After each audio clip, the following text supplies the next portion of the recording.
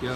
All right, so we got the axle that's popped out of the inner joint, and the most likely cause of that is the knuckle not being in the correct position and shortening the length of the axle in the hub. When it goes to full lock steer, it just pops it out, and that's what it appears to have happened.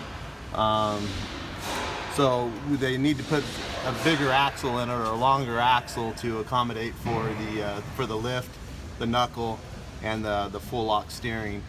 Well, you know, some of the other things we saw were the speed sensors just rubbing on the CV housing, or on the CV boot, the axle itself, and it's wearing into the actual wire there.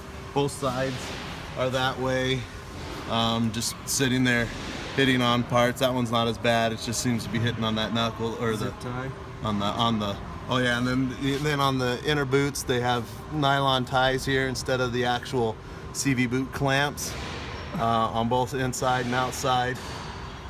There on the back, it's missing the brackets for your brake lines, and you can see the stretch on these brake lines. Also the bracket to extend out the speed sensors for the rear here. Those are stretched tight fully. This brake line for the e-brake cable is not mounted. It looks like there's a mount there, but the bolt's not. No bolts was in there and installed. Wow.